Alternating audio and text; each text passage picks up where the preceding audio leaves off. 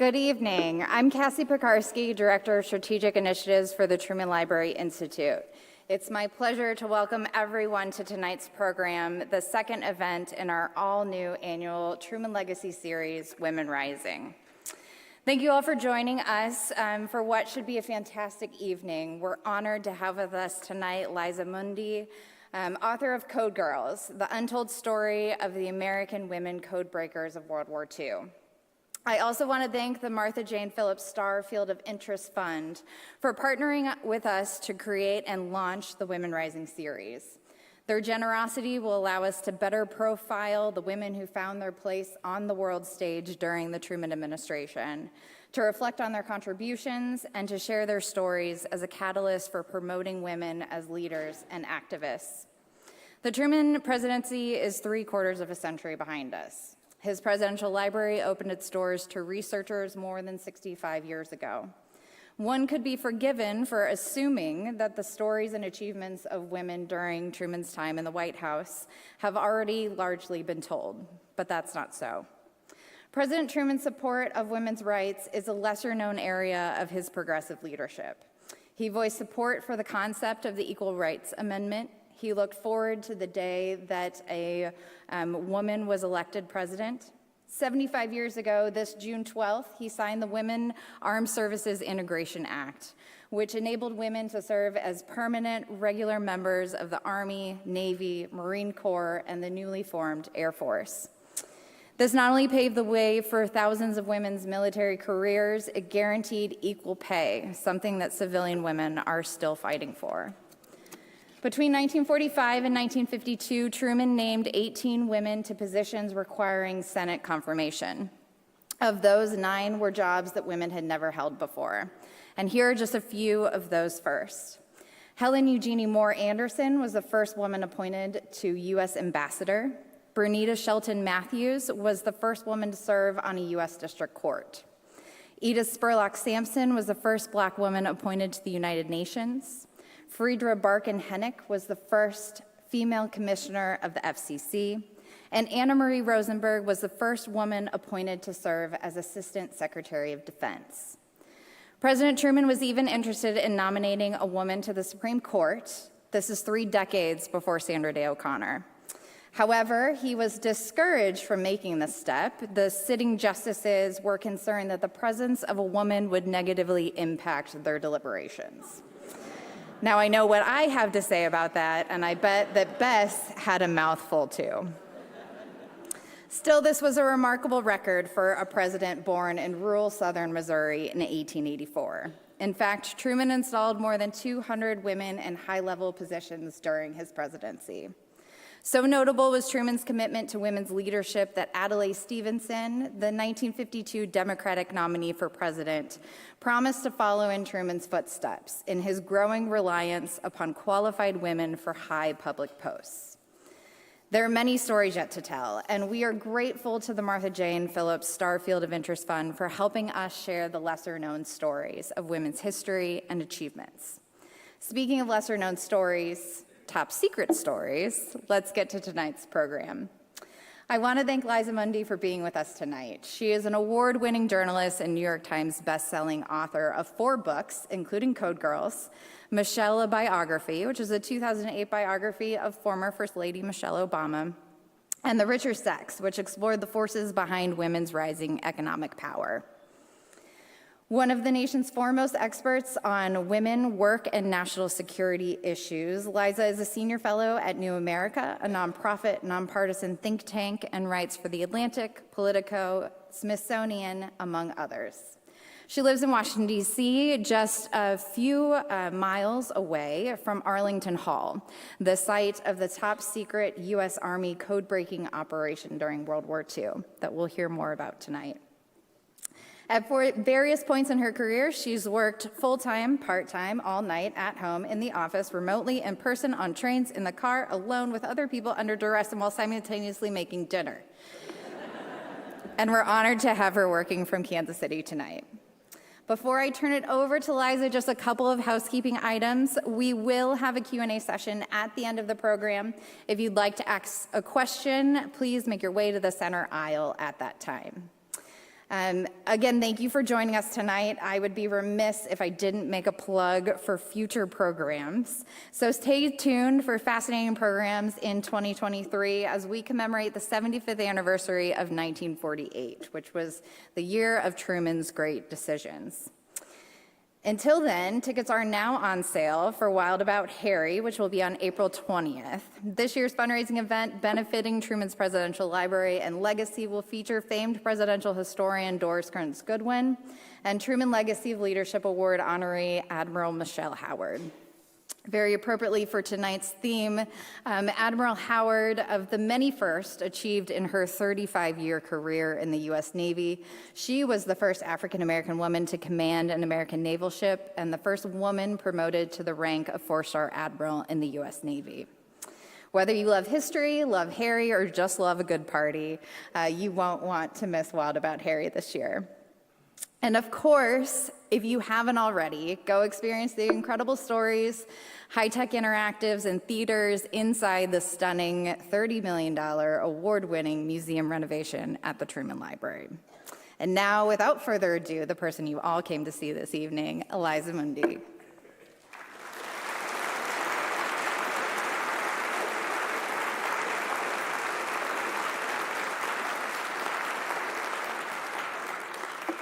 Thank you so much for that nice introduction. Thank you all for coming out tonight. Thank you for your interest in history, your interest in women's history, and your support of presidential libraries and archives. When I was researching Code Girls, I was honored and privileged to interview a number of women who did serve during World War II as code breakers, and they were generally in their early 90s.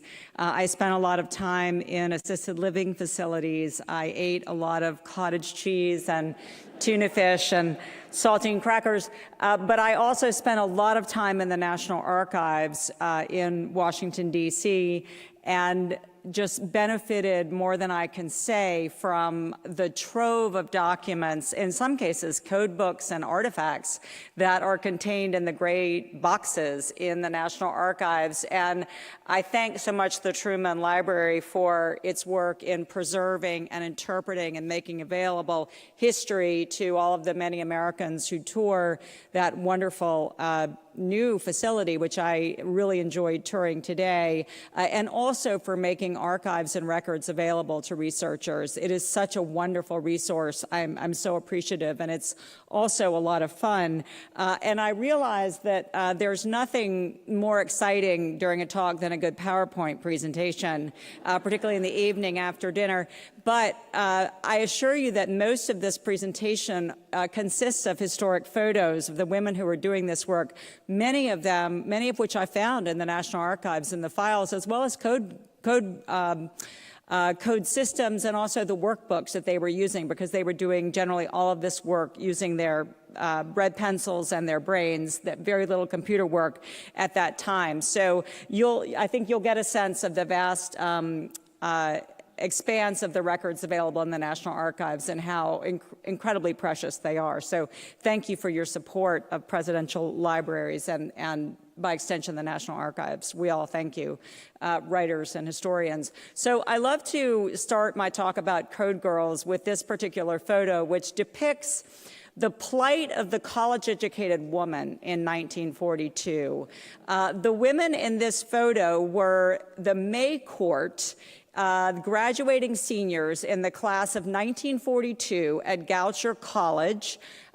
Some of you have been to the East Coast, been to the Baltimore area, may know that in 1942, Goucher was what they call a woman's college, a girls' school. The women who attended were called Goucher Girls. It was one of many liberal arts institutions, private liberal arts colleges for women that had been founded in the late 19th century, at a time when many, in fact, I'd say most colleges and universities in America were closed to women.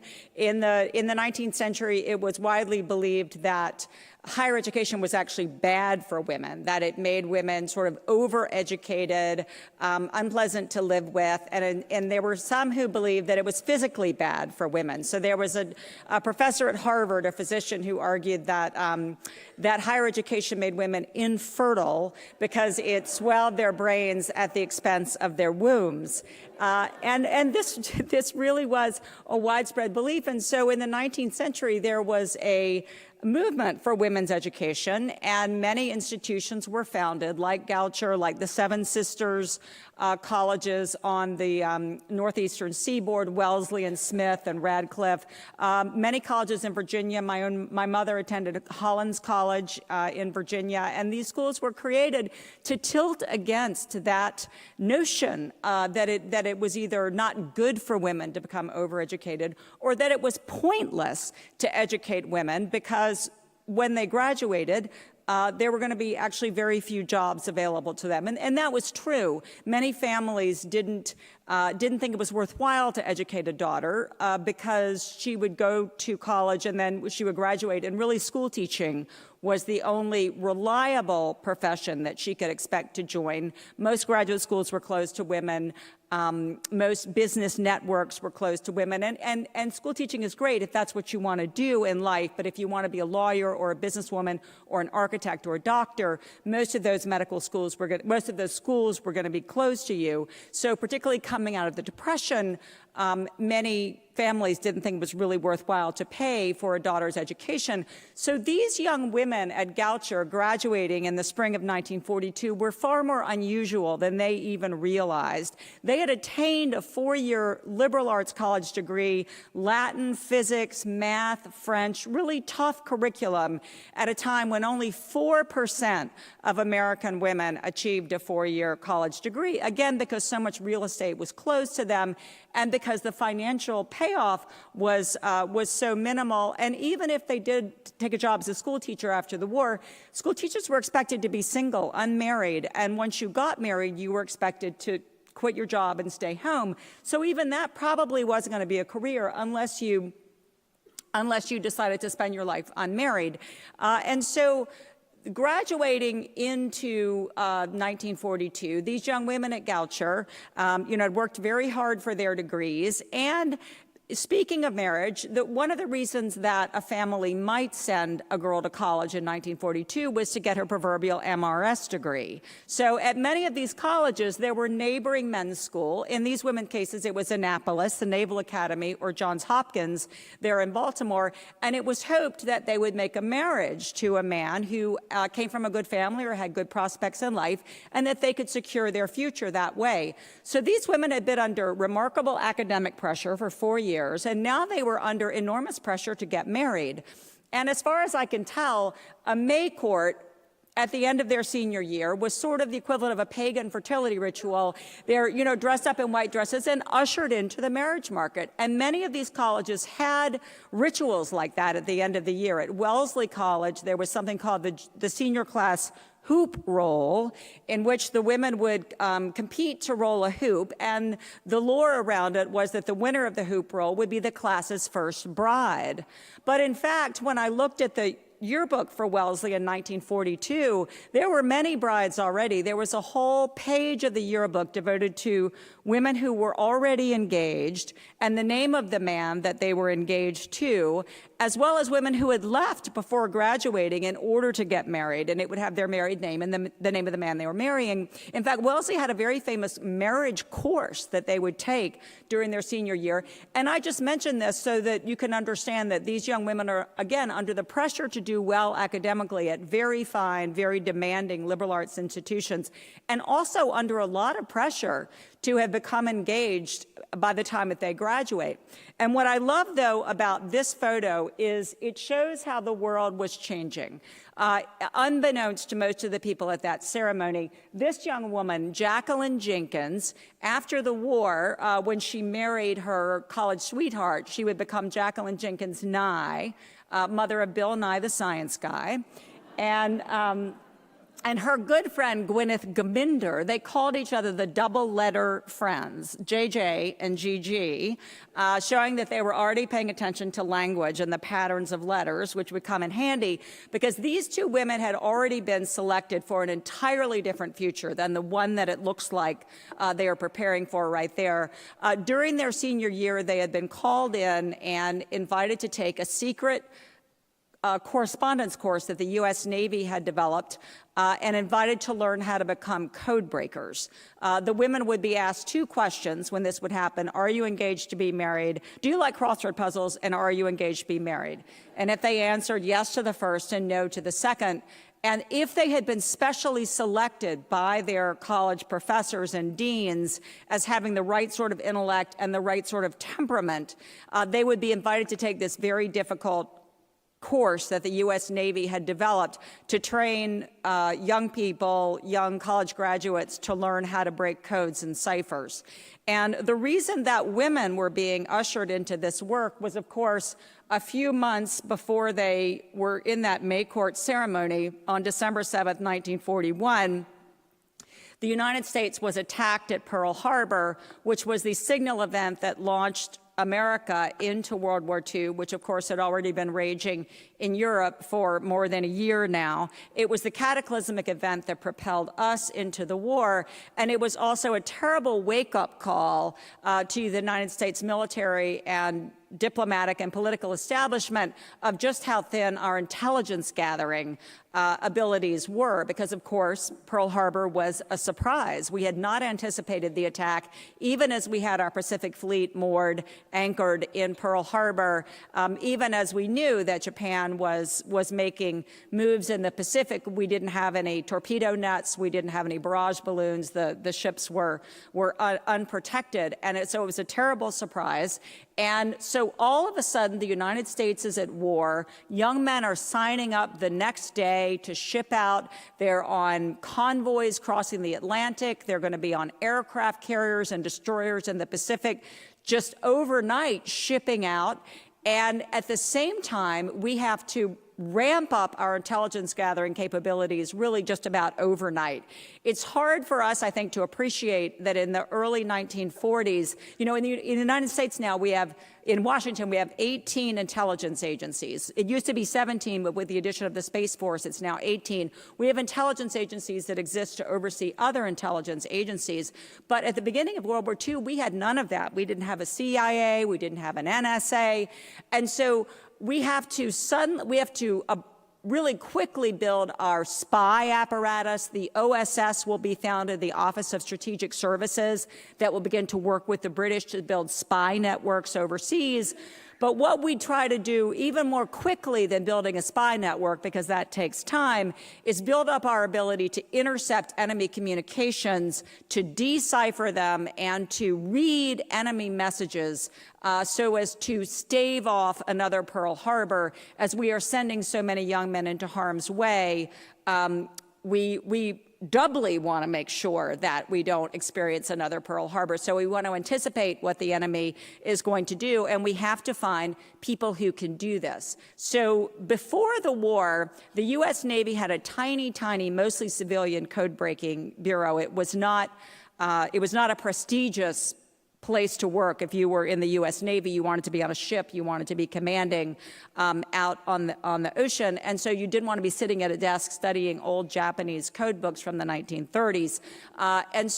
But periodically, the U.S. Navy would recruit a man here or there from a place like MIT or Harvard. They had networks with math professors at men's colleges, and they would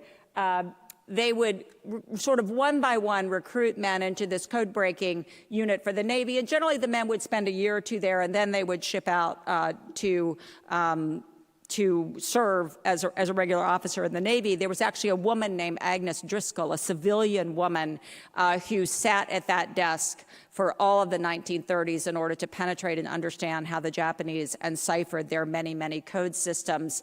And so the Navy, after Pearl Harbor, and the reason we didn't anticipate Pearl Harbor was because the Japanese had changed their code books a few months before Pearl Harbor. So although we did understand how their system worked, we had not yet had time to break back into the code groups, into the code books. So all of a sudden, the U.S. Navy needs to find thousands more code breakers. And so one of the things I found in the National Archives is the light bulb moment going on over a naval officer's head. Where are we going to find these thousands of young Americans who can come learn this very arcane discipline of code breaking, which is something that humans have been really sort of doing from the dawn of time. When I speak to high school or elementary school students, I always ask them, how many of you at some point have created some sort of code, some sort of little code to communicate with a friend or a sibling so that the enemy can't understand it, which of course at that age would be your parents or your teachers.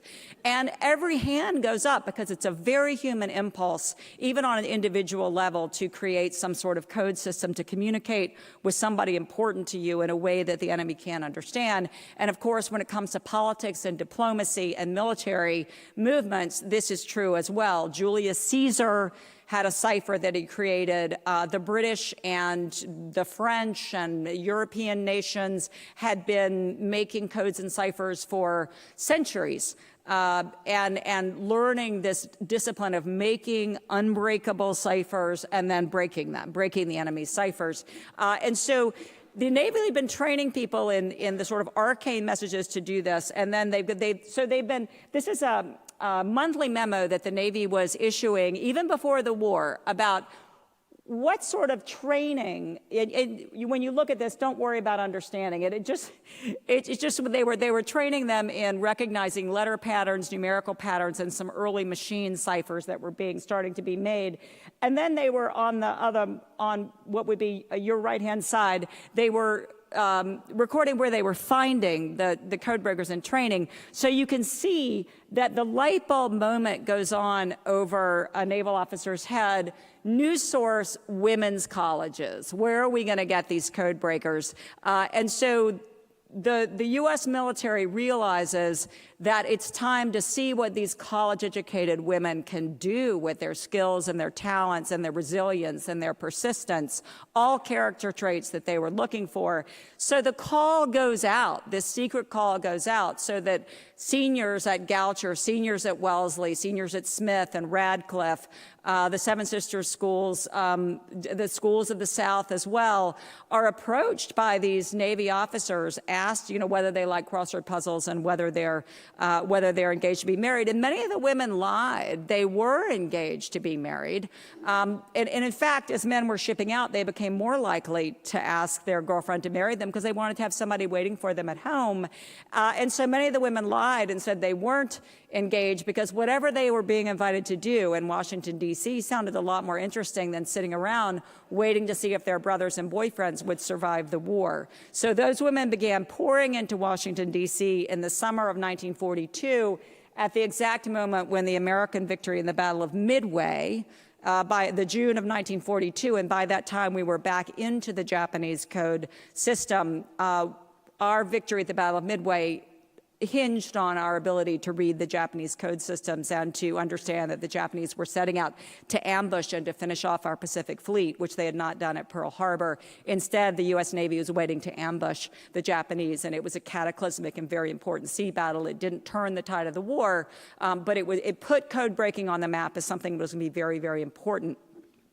So just to sort of set the scene, if you've heard of World War II code breaking, you've probably heard of Alan Turing, the breaking of the German Enigma cipher that was being used by really every branch of the German military, had many, many small Enigma machines. They looked sort of like typewriters. They were very portable. They were handy.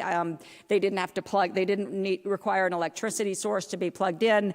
And every German message was being ciphered using this machine that would scramble the letters of a German message. And so Admiral Donitz, who was controlling the U-boats that were now everywhere in the Atlantic waiting to sink the convoys that were carrying Americans across the ocean, he was communicating with every U-boat individually, micromanaging their movements, using radio communications and ciphering them using this machine that would scramble the letters of the message with a different key setting every day or every 2 days. So even if Turing had broken the system, still, every couple of days, the codebreakers had to figure out what the new key setting likely was. So you break a big system, you understand how it works, but you still have to work on a daily level to break back into a code book or to break back into a machine key setting. So the British, because they had broken that cipher system, they were the lead party in Atlantic code breaking, even as we were now very invested in that effort. And so we were the junior party when it came to breaking the enigma that was being used by the Germans in the Atlantic and throughout Europe. But meanwhile, in the vast Pacific, where we've just been terribly surprised, the Japanese Navy is using one system. The Japanese Army, which is spread out now across the Pacific, is using a different system.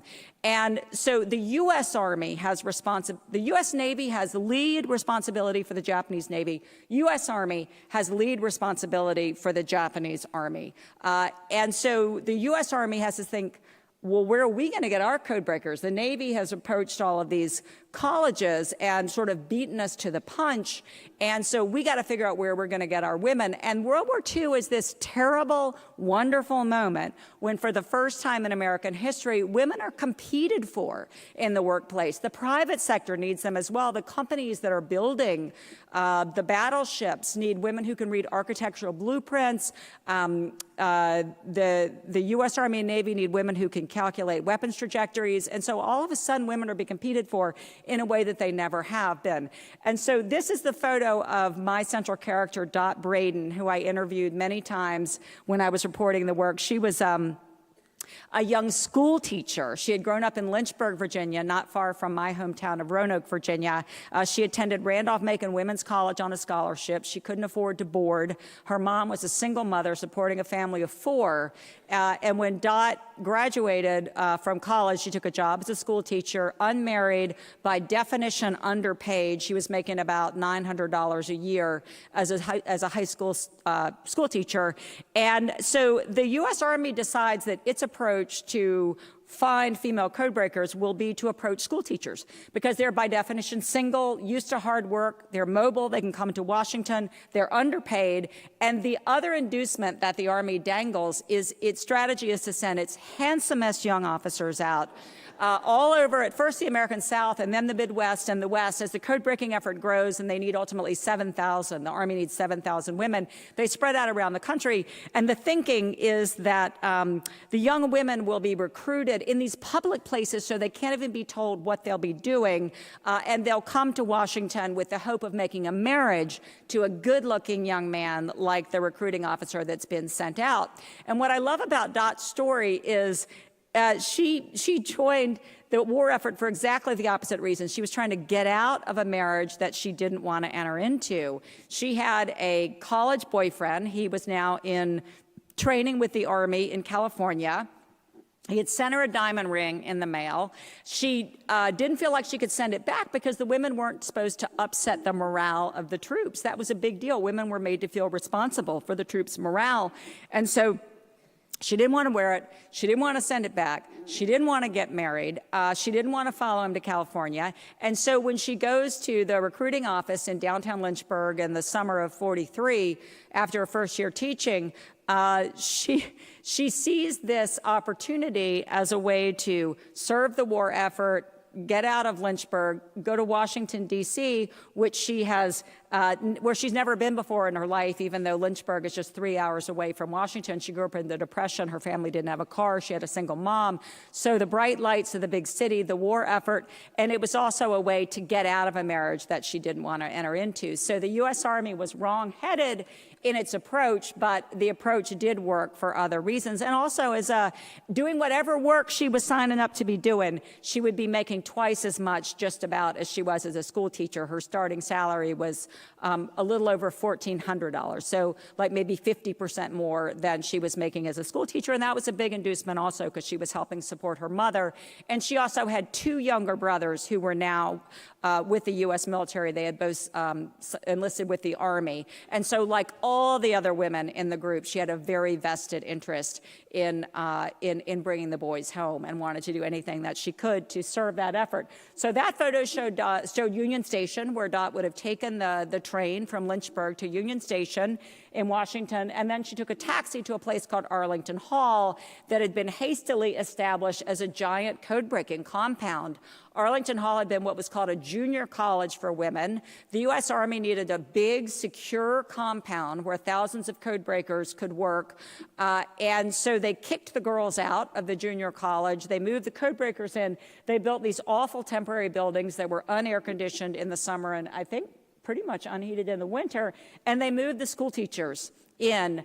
And so you can see them, they're receiving intercepted signals from the Pacific. So we have listening posts set up now. We're intercepting the signals. They're being sent by teletype back to Washington, and they are then going to these giant rooms of school teachers. Dot remembered the posts. She remembered if she got an urgent message, she would jump up, and she remembered often almost hitting her head against a post as she was rushing to take it to the next station of women. So Dot didn't even realize how important her code-breaking operation was to the outcome of the war. So there were 3 code-breaking victories that were most pivotal to the outcome of the war. One of them was the breaking of the German Enigma cipher. The other was the breaking of the Japanese naval code system that led to victory in the Battle of Midway and then helped us as we were pushing back across the Pacific, trying to, as the Marines were making these very terrible Pacific landings, amphibious landings, we were reading the Japanese naval systems. And then the Japanese Army was using a system to communicate with Army troops that were spread out on all these islands that needed to be supplied by supply ships. So the Japanese commandeered all these private supply ships that had been called that were called Marus. That was an important code word, actually, that were now being used to transport water and rice and spare airplane parts and food and medicine, and everything that the Japanese Army needed on these islands was being transported by these ships. And the school teachers, there were less than 250 of them, and they were breaking these daily messages that the ships were sending, saying where they were coming from, where they were going, what they were carrying, and where they were going to be at noon the next day. It was called a noon position message. It was a very insecure way of communicating, as you can imagine. And so the school teachers would race to get these pretty short but not easy messages deciphered so that the contents could be relayed to an American submarine commander who would be waiting the Pacific to sink the ship. And we sank thousands and thousands and thousands of supply ships to the point where ultimately, more Japanese Army deaths toward the end of the war were from starvation and disease than from military engagements. And Dot, when I was doing my research and would relay to her the enormousness of the operation that she was part of, it was really a very hard thing for her to process because the women were working in various rooms. They were doing different parts of the code-breaking process. That caption you saw, "Pencil Pushing Mamas Sank the Shipping of Japan," this was a very literate bunch, as you can imagine, and during their rare downtime, they would compose poetry and other literary pursuits. Often they were being helped and guided in their effort by college professors, generally male college professors who were too old for fighting age but wanted to serve the war effort, so they too came down. So in some ways, it was almost an academic environment, again, in their downtime. So they composed this poem that was an homage to Pistol Packin' Mama, which was a song of the time, and then Edgar Allan Poe's poetry in general, that the cadence of his poetry, so "Pencil Pushing Mama Sank the Shipping of Japan," was a poem that I won't recite it in its entirety, but it describes the school teachers being recruited from Virginia and the Carolinas and coming to Washington and then literally sinking the shipping of Japan. So they knew up to a point what they were doing, but Dot really had never grasped just how important her role was in the war effort. And again, just to give you a sense of how important this work was, and again, to just appreciate how many hundreds of thousands of messages were crossing the airwaves during the war. If you look at your own daily life, you're sending emails, you might be sending texts, you might be sending Facebook messages, ordering things online. These are all messages that get encrypted generally, and we certainly hope they are. If it's banking or if it's ordering something online, that will be encrypted and generally sent through the airwaves at some point. And so that same thing happens during war. Generals, diplomats, military commanders, politicians, they're all communicating either often by telegraph cable or by radio signals through the airwaves, and we're intercepting all of those, and we're trying to untangle their encryption. And of course, every branch of the military wants to use a different encryption system, because if the enemy breaks one, you don't want them to have access to all your systems. So it is a fiendishly complex set of communication systems that the code breakers are dealing with.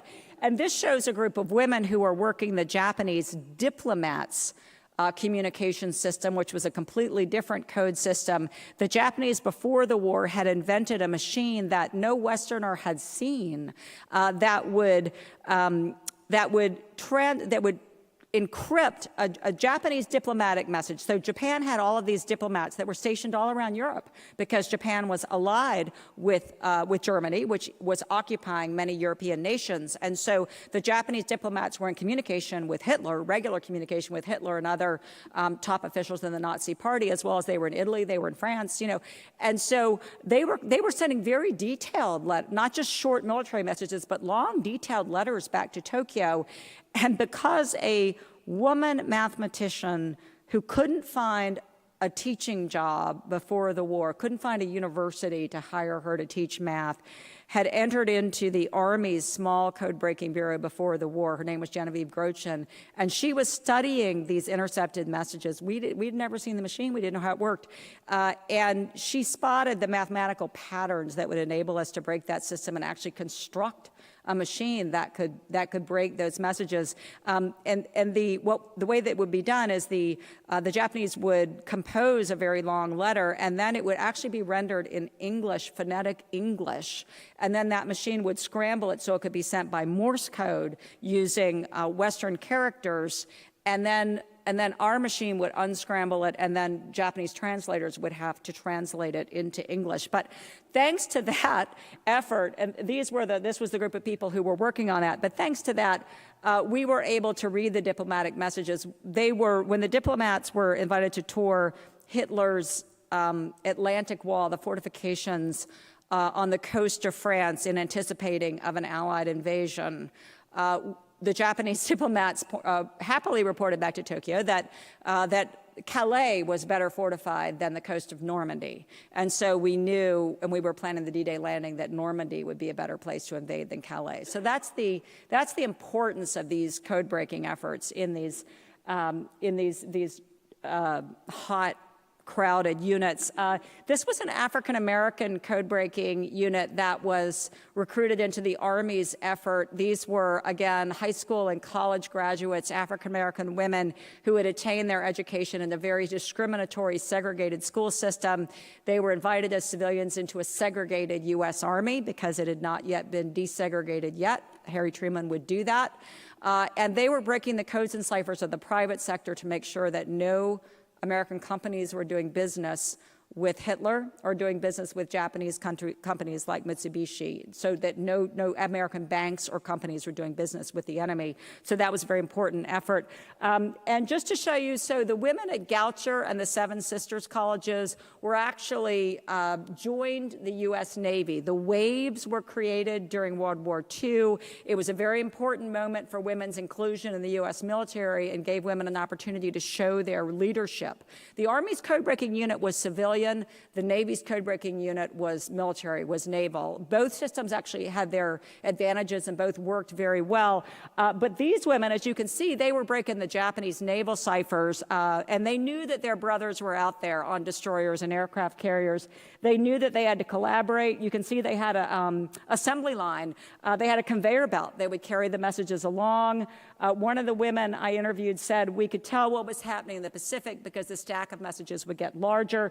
You can see that those are literal stacks of paper messages that the Japanese were sending about their units. They had to decide which were the most important messages and get to them most quickly. Again, this was in the National Archives. These were the worksheets they were using. The Japanese were using 5 digits code groups for a word like maru would be rendered as a 5-digit code group and then another 5-digit additive would be added onto that. It was an early form of encryption, and the women had to subtract it out and then do some math and figure out what was being said. This was another worksheet that a different group of women was using completely different system. You can see that although it's Japanese, they are spelling it out phonetically using Western characters. And by the end of the war, by D-Day, we had actually taken over the code-breaking effort in the Atlantic Ocean. So the Americans built these giant machines that could more quickly break the German Enigma cipher, and those were women who were running it, and they were designing really early versions of computer menus in order to determine what the key setting was for that day or that pair of days. And so this group of women working in the Navy facility in Washington actually experienced the D-Day landing from the point of view of the Germans, who were looking out at the English Channel and seeing thousands and thousands of Allied warships and basically reacting, as you can imagine. And the women were reading and participating in the landing from that point of view. And I read some of their oral history accounts of what it felt to be like part of that effort back in Washington. Just to update you on Dot's life, during the war, my central character was writing her things tapered off with a college boyfriend. She managed to disentangle herself. She was writing her brothers. She was writing other men. All the women were writing lots of men. They were told to keep up the morale of the troops. So some women were writing as many as a dozen men. My central character was writing quite a few, and she was actually a little more embarrassed about having that go in the book than the fact of her top secret code breaking. And because it was top secret intelligence work, when the women came to Washington, they were told that they would be shot if they told anybody what they were doing in these giant facilities, and they were to say that they were secretaries. And of course, everybody believed that a woman would be a secretary, that the work she was doing couldn't be important. And so it made the women actually the ideal intelligence officer at that time. So the women were sending lots of letters, they were receiving lots of letters, and that's Dot on her towel at the beach. There's nothing new under the sun. The women were sending what we today would call selfies to their sweethearts, and she began writing a young man she knew from her hometown over the course of the war. He was a meteorologist stationed in Africa, and they courted and became engaged purely through correspondence during the war. And so she disentangled herself, she entangled herself, and had a very happy long marriage to the man that she developed a relationship with purely through correspondence. So that was another form of message sending that was taking place during the war. I love this group of women. These were all naval enlisted women. So as the effort expanded during the war and as women were admitted into the U.S. Navy, women could enlist who had not had the benefit of a college education. And if they tested high for aptitude in math and languages, they would be routed into the code-breaking effort. So this was a group of enlisted women who bonded together in those collaborative rooms in the naval operation. And after the war, they dispersed, they got married, they had babies, they were living in little apartments, they couldn't get washing machines. You know, it took a long time for American industry to begin producing appliances again, and they were lonely. And so they started something I'd never heard of called a round-robin letter, where one of the women would write up just what she was doing during the day. She would send it to the next woman, who would write a letter and would then send both of the letters to the next person. Oh, oops, here's Dot. Well, let's listen to Dot. Wait, I think I can go backwards, actually. Anyway, that was a round-robin correspondence that continued as long as the women lived. So throughout the entire 20th century into the 21st century, by the time I was doing my research, 2 of the women were still alive, and they were writing each other on an almost daily basis. The woman in the striped shirt was the woman I interviewed, Ruth Mirsky, and she recently celebrated her 100th birthday, and the New York Times did a story on her and on her code breaking. And so her email address when I was communicating with her was Ruth the Wave. And so even though she had not been able to tell anybody what she did, the women were under an oath of silence, and they were not told in the 1990s when they were lifted from their loyalty, from their oath of secrecy, and the story was declassified. Nobody tracked them down and told them. So they didn't necessarily know. But her naval service and her identity as an enlisted woman in the U.S. Navy was that important to her that that was her email sign-on. So now I just wanted to conclude with two brief clips of, so you can hear the women themselves. And the first one is Dot talking about her first train ride to Washington, D.C.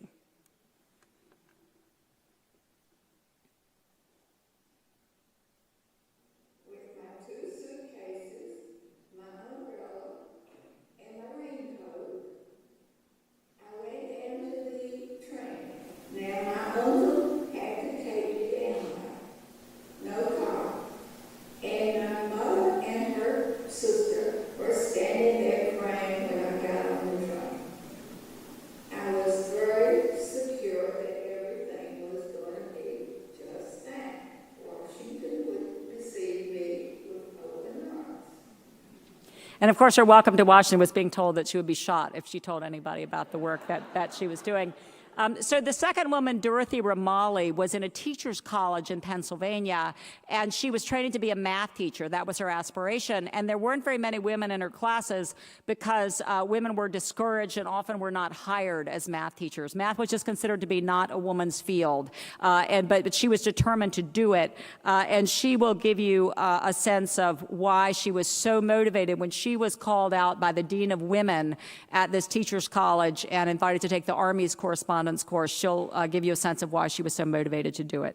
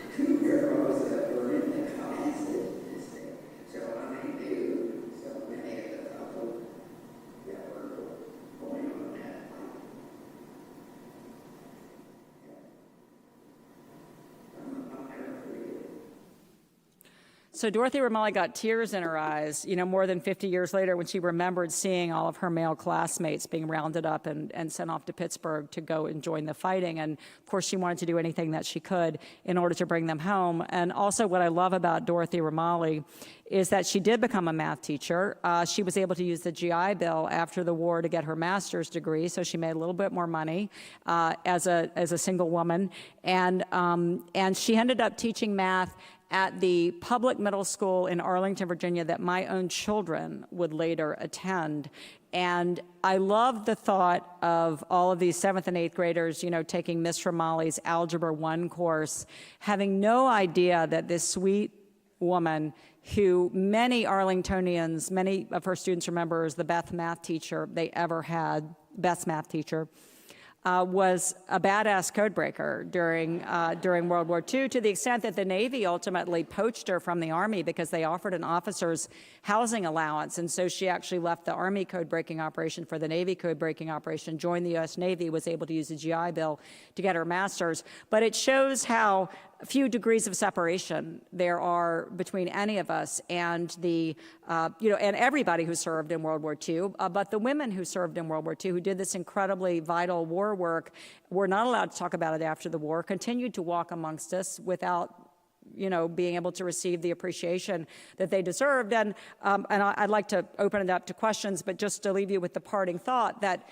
today we refer to this as inclusion, the inclusion of men and women into the workplace, different ethnicities, races into the workplace. We talk about how important it is to do this, and World War II is an example of why it's so important to do this. The Allies did it. It wasn't perfect. The Army was segregated. The women were sent home after the war, but it was a moment of inclusion when the Tuskegee Airmen, proved that black men could fly planes and would do it. The Navajo code talkers in the Pacific, Native American men using their Navajo language skills to encrypt our messages, and women stepping up to the plate as well.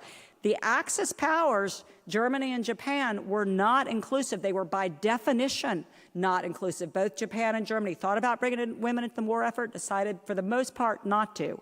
And obviously the Nazi Party was by definition not inclusive and determined to extinguish a significant portion of their population, which is what we were fighting against. And so if anybody ever needs an argument for why inclusion is important, World War II, I think we maybe don't talk about this enough, is a real important example of that. So with that parting thought, I'd like to take some questions. We have time this evening for about 5 questions.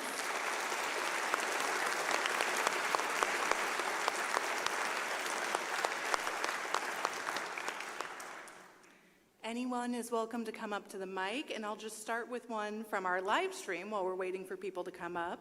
Peter, who is watching from home, asked, did these women and the Bletchley women in England have any knowledge of one another? That's a good question. I don't know if the women had knowledge of each other. The people who were working the Enigma, the Atlantic code-breaking effort, they did work closely with Bletchley Park. And one of the women in the Navy remembered a male counterpart she would talk to. They had code names for each other. But I don't know that the women knew about each other, and that's a good question. England has been very good about honoring its female codebreakers and its male codebreakers. Where can I find a copy of the pencil-pushing mamas poem? I just Googled it, and I can't find anything. I don't know that it's online. I found it in a document in the U.S. Archives. I quoted several paragraphs in my book, so you can find a little bit more of it in the book. And then you would have to go to the National Archives in Washington, D.C. and look at the document. But it is in the footnotes of the book. If you want to go, you can find the file. Thank you.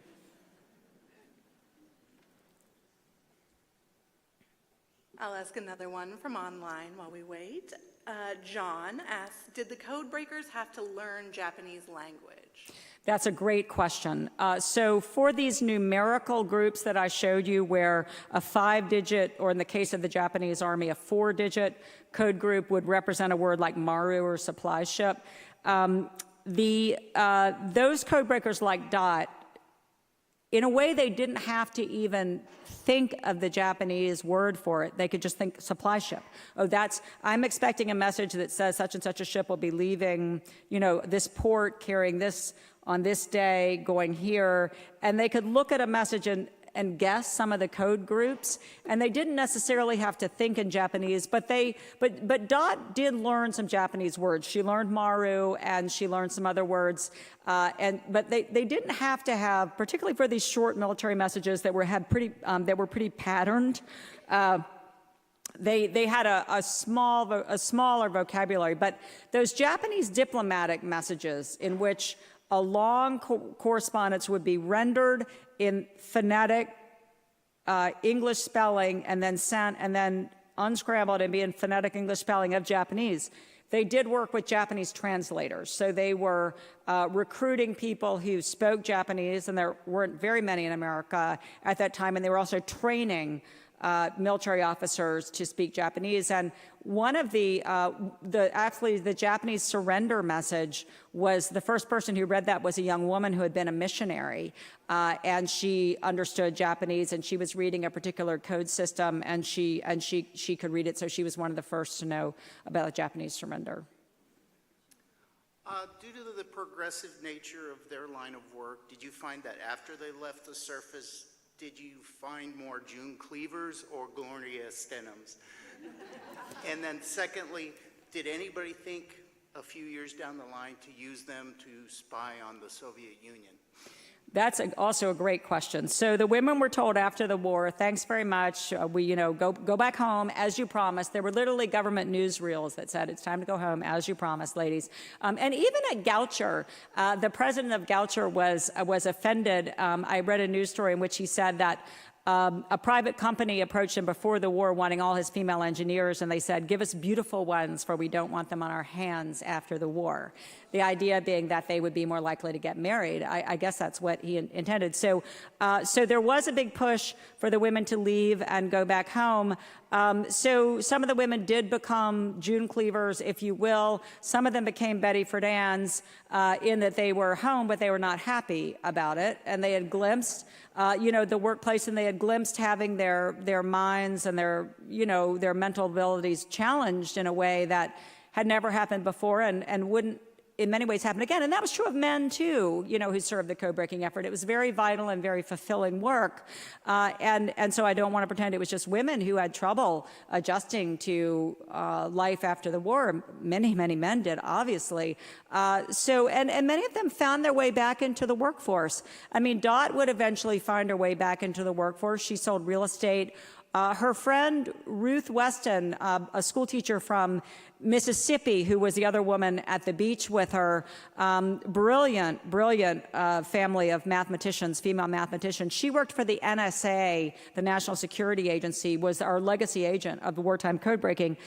Ruth Weston worked into the 1950s as a mathematician, receiving many awards for her work. And then when she married and got pregnant, I found in her file a handwritten note that said, I'm resigning my position as a mathematician with the NSA because I'm expecting to be at home with my baby.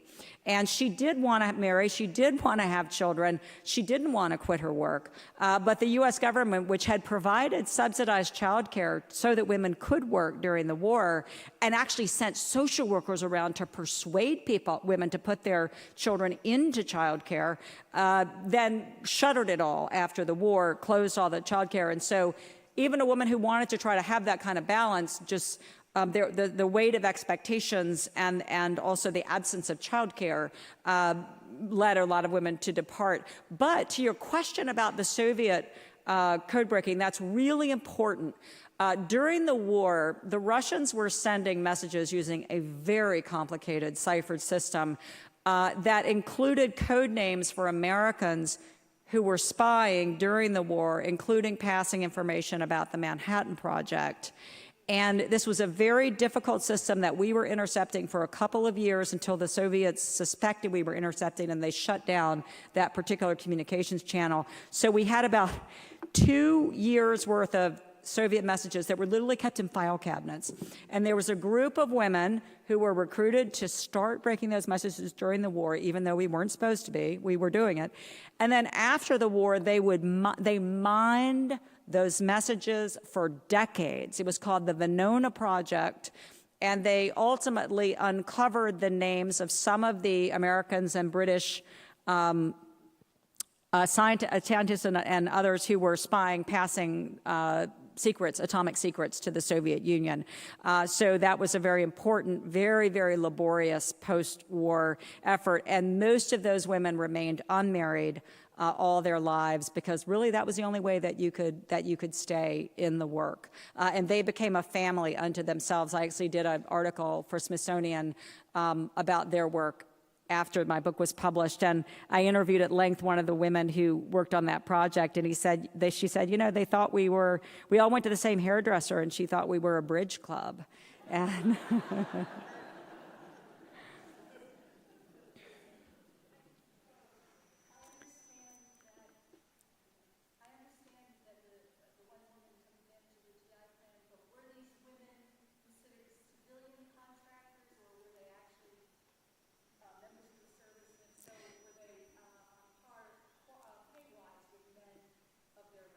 yeah, so, and I think this is probably supposed to be the last question. So the Army preferred that its code-breaking ranks remain civilian, and that was true for the men and the women. So you saw those school teachers, they were in civilian clothes.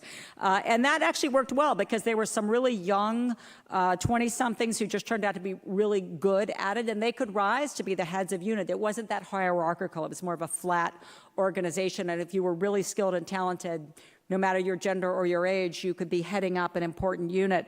But the Navy wanted its code breakers to be subject to military hierarchy, military discipline. So those women were trained as officers in the U.S. Navy, the college-educated women, and the other ones came in as enlisted women. And then they were able to avail themselves after the war of the GI Bill. And their pay and their rank was the same as the men's during the war. So it was also a brief period of equal pay for equal work. So thank you so much for your time and your attention.